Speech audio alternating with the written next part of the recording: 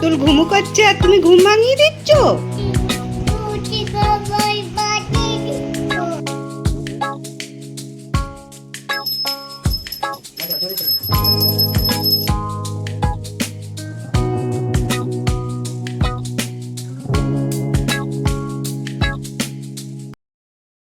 Hello viewers, welcome back to my YouTube channel delighted Deepa. আপনারা সবাই কেমন আছেন? আশা করছি খুবই ভালো আছেন।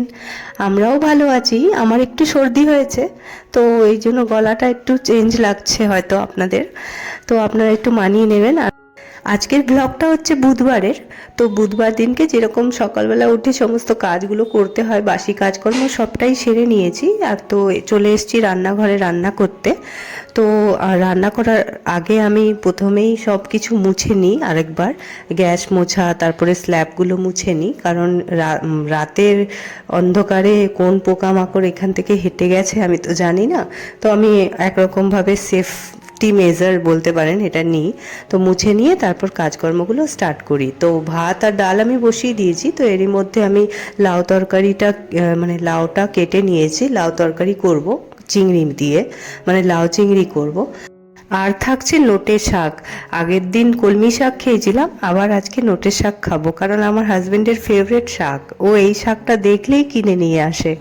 আর কিছু করার নেই, আমিও খাই, ও খায়, সবাই মিলে একই শাক খাই। তো যাই হোক, আমি এদিকে শাকটা বসিয়ে দিচ্ছি।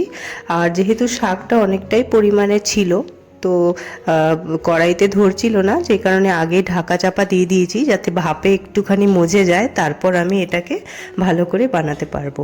তো নুন হলুদ যা দেওয়ার সেগুলো পরে আমি দিয়ে দিচ্ছি। আর এদিকে আমার হাজব্যান্ডকেও খেতে দিয়ে দেওয়া হয়েছে, ওর টিফিনগুলোও আমি প্যাক করব। তো এটা ও যতক্ষণ খাবে ততক্ষণ আমি ভাবলাম একটুখানি বাসনপত্র মেজে নেওয়া যাক, তো সেটাও আমি করে নেব। তো যেটা মেনলি আজকে আমি আপনাদেরকে বলতে চাইছি সেটা হচ্ছে ওয়ার্ক ফ্রম হোম যেহেতু আমি করি, তো ওয়ার্ক ফ্রম হোম আর পার্সোনাল লাইফ কিভাবে আমি ব্যালেন্স করে চলি, তো সেই নিয়ে কিছু জিনিস আপনাদেরকে বলতে চাইছি। আপনারা আশা করছি এতে অনেকটাই লাভবান হবেন। তো মেনলি আমি যে টিপসগুলো বলছি এগুলো আমি নিজেও ফলো করি। এগুলো ফলো না করলে আমি দুটো দিক সামলাতে পারবো না। তো যেমন কি অনেক কিছুই মানে করতে হয়, কিন্তু আমি বেছে 5টা টিপসই আপনাদেরকে বলছি। যদি আপনাদের এরকম ওয়ার্ক ফ্রম হোম করার ইচ্ছে থাকে তাহলে এই জিনিসগুলো আপনারা ফলো করতে পারবেন। তো মেনলি যে ফার্স্ট যে আমাদের ফলো করতে হয় সেটা হচ্ছে রুটিন। আমাদের রুটিনটাকে এমনভাবে সেট করতে হবে যাতে আমাদের অন্য কোনো কাজে বা ওগুলো হ্যাম্পার না হয়। রুটিন বা এটাকে আপনারা বলতে পারেন ডিসিপ্লিন, এটাকে আমাদের মেনে চলতেই হবে। এটা মেনে চললে কি হবে, আমাদের প্রফেশনাল আর পার্সোনাল লাইফে একটা ফারাক বজায় রাখতে সুবিধে হবে। আর দ্বিতীয় যে পয়েন্টটা বলছি সেটা হচ্ছে আপনার কাজ করার একটা আলাদা টেবিল সেট আপ করতে হবে। কখনো বিছানায়, কখনো সোফায়, এরকম করলে হবে না। আলাদা টেবিল সেট আপ থাকলে আমরাও সেখানে বসে কাজেই মন দিতে পারবো, অন্যদিকে মনটা আর যাবে না বা ঘুমটাও পাবে না। তো এইভাবে তো বাকি আরও 3টে টিপস শেয়ার করব। তো ততক্ষণে আপনারা আমার ভিডিওটা আশা করি দেখছেন। আর আমি বলে দিই, তো আমার বাসন টাসন মাজা হয়ে গেছে, আমার হাজব্যান্ডকেও আমি দিয়ে এসছি, ও অফিসে বেরিয়ে গেছে। তারপরে আমি এদিকে চা করছি। তো চাটা আমিও খাবো, জয়তিদিও খাবে। আজকে সকালে উঠে আমি আর চা খাওয়ার সময়টা পাইনি, যে কারণে আমি এখন চা খাবো। তো চা বিস্কিট আমি নিয়ে যাচ্ছি, আমরা দুজন মিলে খেয়ে নেব।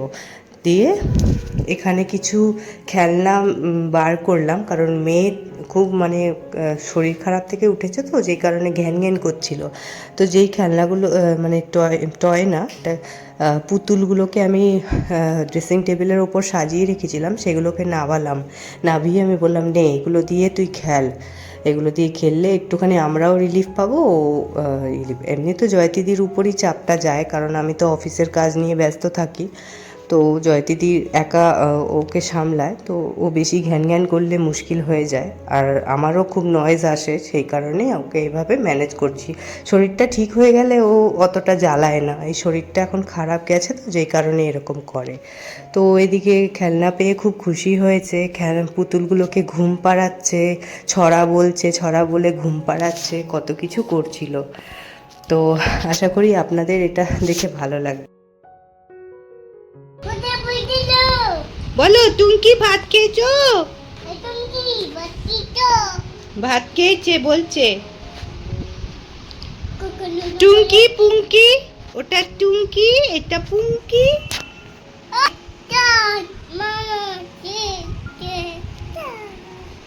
চাঁদের কপালে, কপালে আবার টিপ দিয়ে দিচ্ছে। টিপ দিয়ে দিচ্ছে।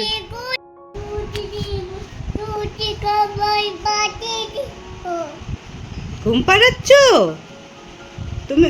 ঘুম থেকে তুলে দিয়ে আবার ঘুম পাড়াচ্ছ তুমি? টুঙ্কি ঘুম করছে। পুঙ্কি, পুঙ্কিকে বলো, আই পুঙ্কি তুমি ভাত খেয়েছো? ওইটা পুঙ্কি, ওইটা পুঙ্কি। আই পুঙ্কি ভাত খেয়েছো বলো। চুলটা স্টাইলিশ চুল, সামনের দিকে বেরিয়ে। তো আমার তো ওর সঙ্গে খেলতে থাকলে হবে না, ওই কারণে আমি চলে এসেছি আমার কাজকর্মগুলো করে নিতে, কারণ আমাকে আবার অফিসের কাজে বসতে হবে। তো তাড়াতাড়ি করে আমি জামা কাপড়গুলো কেচে স্নানটা সেরে নেব, ঘরটাও মুছে নিচ্ছি, আর স্নান সেরে আমি পুজো দিয়ে তারপর কাজে বসবো। আমার ব্রেকফাস্টটা অলরেডি করা হয়ে গেছে।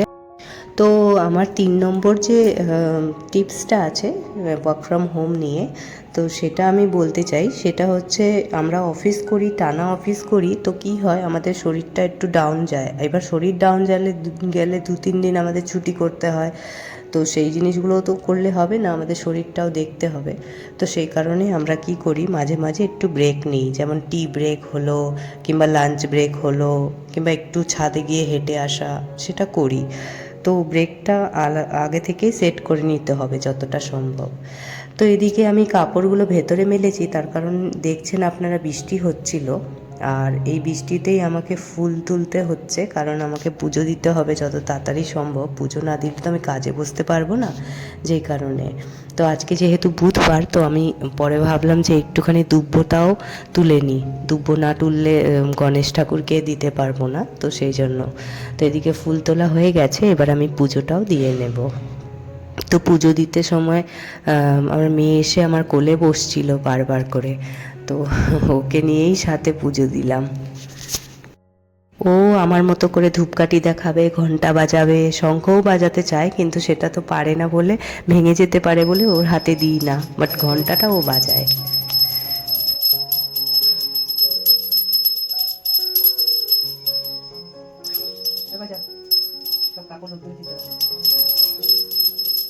তো পুজো আমার হয়ে গেছে। তো পরে দেখলাম বৃষ্টি হয়েছিল, বৃষ্টি থামার পরই দেখছি রোদ্দুর দেখা দিয়েছিল, তো যেই কারণে আমি জামা কাপড়গুলো তাড়াতাড়ি করে রোদ্দুরে আবার দিয়ে এসেছি। তো এটা না করলে তো রোদ্দুরে শুকাবে না, আর স্যাঁতস্যাঁতে হয়ে থাকে ঘরবাড়িগুলো ঘরের ভেতরে মেললে, ওই কারণে আমি প্রেফার করি রোদ্দুরেই মেলা। তো এরই মধ্যে আমি অফিসের অনেক কাজ করলাম, আর এদিকে লাঞ্চও করা হয়ে গেছিলো। তো এদিকে আমি টি ব্রেক নিয়েছি, তো এখন বিকেলবেলার চাটা আমি খাচ্ছি, মানে করছি। তো এই সময় আমি জয়দিদির সঙ্গেই চাটা খাই, তো সেটা খাচ্ছি। তো আপনাদেরকে 4 নম্বর টিপসটা বলি, সেটা হচ্ছে আউটসাইড কোনো নয়েজ থাকলে অবশ্যই একটা আলাদা রুম থাকা দরকার, যেটাকে আলাদা করে বন্ধ করে আমরা অফিসের কাজ করতে পারবো। তো সেই জন্য একটা আলাদা রুম অবশ্যই দরকার। আর 5 নম্বর টিপসটা হচ্ছে, ইন্টারনেটটা খুবই প্রয়োজনীয়, ইন্টারনেট ফাস্ট হতে হবে, প্রয়োজন হলে ব্রডব্যান্ড আপনাদেরকে সেট করে নিতে হবে। আমি তো সেটাই করি, আগে মোবাইল নেট ইউজ করতাম, তো অনেক কিছু ডাউনলোড আপলোডে অনেক প্রবলেম হতো। এমনি নেট চলে, কিন্তু ডাউনলোড আপলোডে অনেকটাই সমস্যা হয় মোবাইল নেটে, ওই কারণে আমি ব্রডব্যান্ড ইউজ করি। তো ওয়াইফাই চলে ঘরে, আর আমি সেটাই ইউজ করে সব মানে কাজগুলো করতে পারি, আর অনেকটাই ফাস্ট। তো এদিকে আমি আবার কাজ করে উঠলাম, কাজ করে উঠে আমি আবার ছোট্ট একটা ব্রেক নিলাম, কারণ কি আর কিছুক্ষণের মধ্যেই সন্ধে হয়ে যাবে। তো আমি জয়দিদিকে বললাম একটু বাচ্চাকে ছাদে ঘুরিয়ে নিয়ে আসতে, আমি ততক্ষণ ঘরটা গুছিয়ে নিই। তো ঘরটা গুছিয়ে ঝাড়টা দিয়ে নেব, দিয়ে নিয়ে তারপর আমি জামা চেঞ্জ করব, চেঞ্জ করে তারপর সন্ধেটাও দিয়ে নেব, তারপর আবার আমি অফিসের কাজে বসে যাব। তো এই কাজ করতে আমার খুব একটা সময় যায় না। তো সন্ধেটাও খুব একটা টাইম টেকিং নয়, জাস্ট ধূপকাঠি আর প্রদীপটা ধরিয়ে দিই, আর গুরুদেবকে একটু কিছু মানে সেবা দিতে হয়, তো সেটুকুই করি। আর অবশ্যই ধূপদীপ তো ধূপকাঠি তো সব ঘরে ঘরে কোনায় কোনায় দেখাতে হয়, সেটাও করি। আর মঙ্গলবার বা শনিবার বা বৃহস্পতিবার হলে আমি আবার ধুনোও ধরাই। এটা খুব একটা মানে রেগুলার মেনটেন হয় না, কিন্তু ম্যাক্সিমাম টাইমই আমি করি। তো যাই হোক, আমার কাজকর্ম হয়ে গেছে। 5 নম্বর টিপসটাও আপনাদের বলে দিয়েছি। তো এই জিনিসগুলো ফলো করলে ওয়ার্ক ফ্রম হোম করতে কোনো অসুবিধে হয় না। তো যাই হোক, এখানে 7টা বেজে গেছে, জয়দিদি রেডি হতে গেছে, আর মেয়ে ওই ঘরে একটু খেলছে চেয়ারে বসে। তো এরই মধ্যে আমি জামা কাপড় গুছিয়ে নিচ্ছি। জয়দিদিও বেরিয়ে যাবে, আমার অফিসটাও অলমোস্ট হয়ে যাবে, আর কিছু ছোট ছোট কাজ আছে সেগুলোকে করে নিয়ে তারপরে ল্যাপটপটাও বন্ধ করে দেব। তো আজ বন্ধুরা এই পর্যন্ত থাক, ভিডিওটা অনেক লম্বা হয়ে যাচ্ছে, সেই কারণে আবার দেখা হবে নেক্সট ভ্লগে।